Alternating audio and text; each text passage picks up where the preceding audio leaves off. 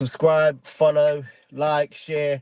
Last Bell Boxing. These guys give you all the exclusives, and next time I get my fight date, it's going to be exclusive on here as well. So make sure you give them one a follow.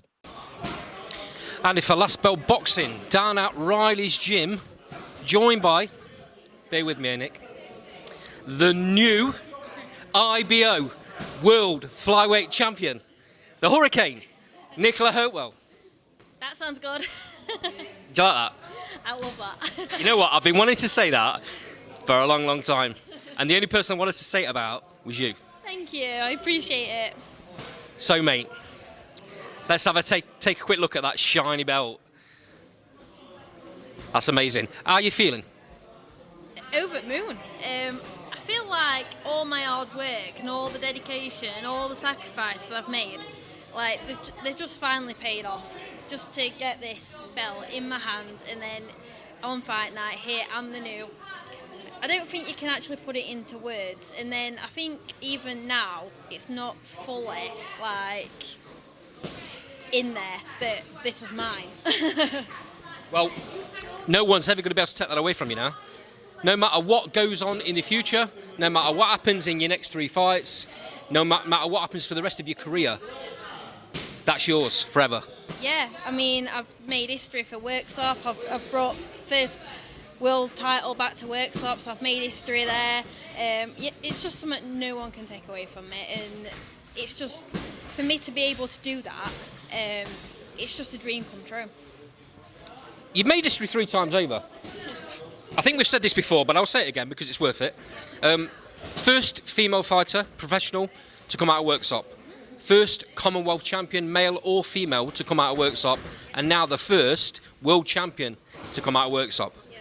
It's got to be something you're proud of. Definitely proud of it, and I think in Worksop now I'm starting to get a little bit of recognition as well. I've been asked to go to a football club. I've even had some free meals in some pubs, just to show that little bit of recognition what I've done. I've absolutely loved taking my belt around my sponsors, because a lot of my sponsors are Worksop based as well. There's quite a few of them. I've been to the Mallard, one of my sponsors from the beginning, Monday. He was over at Moon. Like he said, when I first started sponsoring you to now, you can see the progression in every fight, and like just little things, just to see the look on the faces. I mean, I took it to Anytime Fitness. I showed it around gym. Like they've sponsored me from beginning. I've always had like that, as well as this place. I've always had there to train and to do the PT sessions with Martha. Just to see their faces and to know that from the beginning that they've been on the journey with me. And 7 Core as well, I went there on Monday, so I did a few on Monday, and again it's just they started with me from the very beginning, them 3 sponsors, so I've got a few more to get round, but with me only having 1 day off work a week, I've just got to space it out a little bit. So if I've not been seeing anybody yet, I am coming. So You know, when you've done that, that must seem like all of that sponsorship over these years, all of that, them sponsoring you, them backing you, that must, just you walking in with that belt, that must, for them, that must be everything they've wanted. Yeah, like, obviously I've had some from beginning, some have just jumped on board, but them I've had from beginning who sponsored me from my first pro fight, which 9 fights ago. Just to be able to take something back. I mean, I were able to take Commonwealth and show up Commonwealth, and the Robert Moon then, and then this, like when they say what's next, and you're like, well, I want more belts, I want more titles. But then when you're taking a world title, honestly, it just makes it all worthwhile. And for me to be able to take it and show it to him, it makes me so proud to be able to do that. All the hard work over the years, the times when fights have fell through, but you've never once dropped your head. I've come down this gym when a fight's been announced, within a week it's fell through for whatever reason, and then I come back down and you're still grafting, you're still grinding. That is the culmination of all those years of work, right? Yeah, definitely. And I think when you do get them little setbacks, like you've got to keep grinding, because if you give up and you're like, oh, I'm not going to train for a few weeks because it fell through. If I'd gave up and not trained when this when I thought this had fell through, I wouldn't have been able to fight for it because we got 5 weeks notice. So it was a good job I stayed in the gym, and it was a good job that I carried on grafting. Otherwise I wouldn't have been ready. So it's just my mindset. So my mindset is I've just got to keep working. I've just got to keep getting better because there's bigger things for me to achieve. So I'm having a few weeks off, and then I'm going to be back in gym, and I'm going to be working towards the next thing. I'm going to be improving on stuff, what I need to improve on, just so I'm ready for the next fight whenever it does come. So, take me back to fight night. The dust settled now. I remember pulling up in the car park, you pulling up in the car park, and the look on your face was a kind of a bit of deer in headlights, if you don't mind me saying. Yeah. You was quite nervous, weren't you? Yeah, and I'd been saying all day, like, there were just me and Marthy at home all day on fight night, and, well, during the day on fight night. And I kept saying to her, like, this is the most nervous I have ever been. And she's, like, trying to do stuff like keep me busy or, make me, like, watching telly, like, watch something, make you relax and stuff like that. But it was, for some reason, I think it was the biggest fight in my career. And it's how much it means to you as well. So it meant a lot to me. It was the biggest fight in my career. Of course I'm going to be nervous. And all Martha kept saying to me was, it's normal. These nerves are normal, like, it's fine. I'm like, yeah, but I'm so nervous. I don't know I'm going to fight tonight.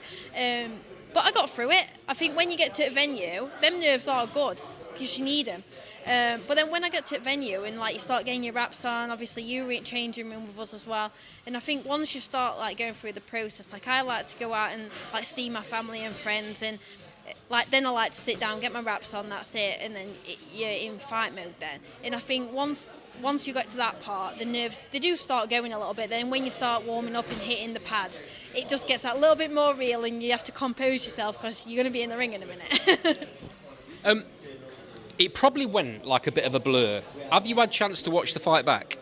I've watched it back twice, and that were because I've been away as well. So that was just before I went on holiday. So since I've come back, I've not watched it. But yeah, I watched it twice. I did pick up little things that I need to do better, because I always do that. I always criticise rather than what did I do well. But there's things I have took away from that fight that I do need to work on. I'm sure that the things that I've seen are probably the same things as what Daz has seen as well, and he's probably picked out a few more things.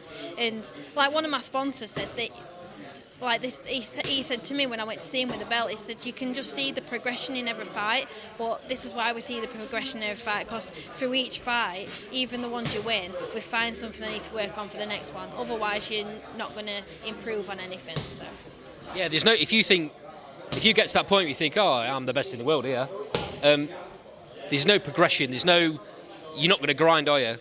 No, and I like learning as well. And Daz always says I like training you because you listen and you soak things up. So that's just my personality. I just love to learn. So if we can start working on something new, I'd rather be in boxing gym, working on something new,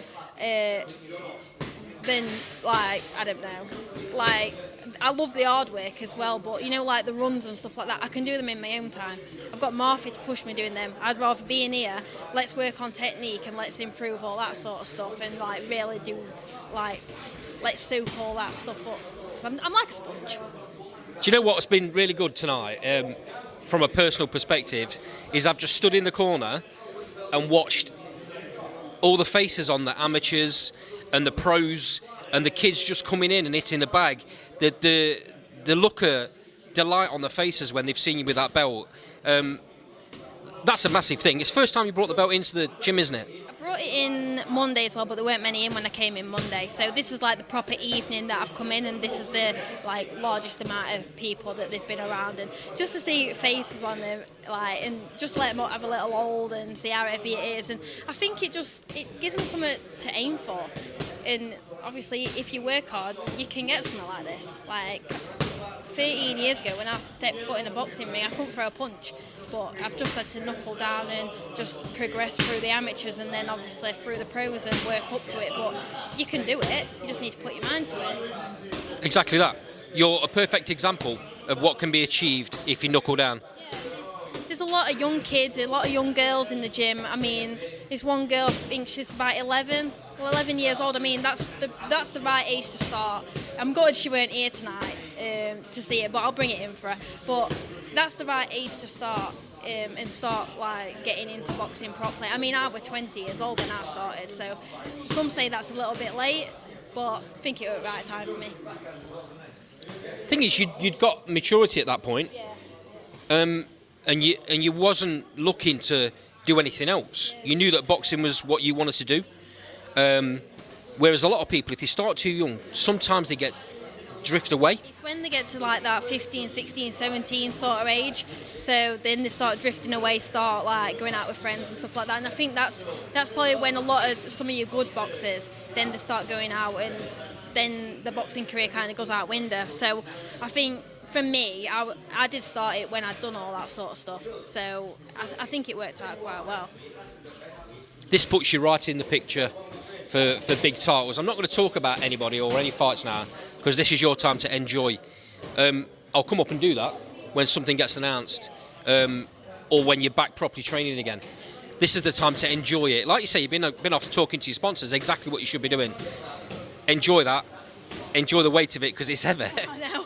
Yeah, my shoulder's aching. I feel like I need to swap. Yeah, I mean, I'm one for like getting straight back in gym and stuff like that. And Daz has like said, take some time out, because we know I'm not going to be fighting yet, and I like to stay fit anyway. So obviously I'll be going for a few runs. I'm coming in doing odd session, but just having like that time out to go and see, because I work as well. It's hard for me to get around everyone. So just getting the time out to go see my sponsors, to go see my family. Like I went to see my auntie the other day, and my auntie would love to come to a fight, but with her health and stuff, she can't.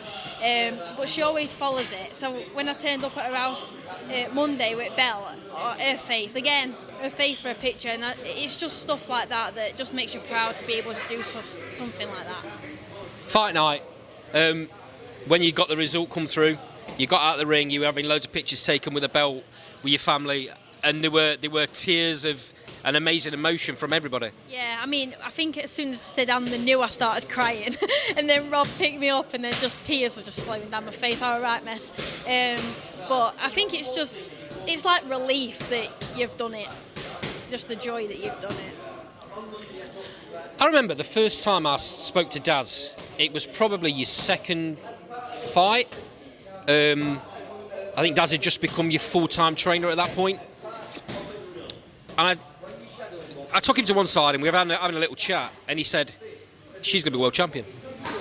He's never wavered, not one little bit ever. From when I first messaged him about training with him, he once said to me, I'll make you a world champion. I bet I've got on a message somewhere, I'll have to find it. And he said, I will make you world champion. And we've had that conversation tonight as well, and he said, I told you, didn't I? And yeah, you did. And you stuck by it, and by working hard and together, we done it. You know what he said to me today? This is the first of many. Yes. I believe him. I believe him as well. Best get working hard, even harder. Nick, it's always a pleasure chatting. I can't wait till you're back in it again. Can't wait till something gets announced. But for now, enjoy it, mate, because you deserve it. Thank you. Catch you soon. Thank you.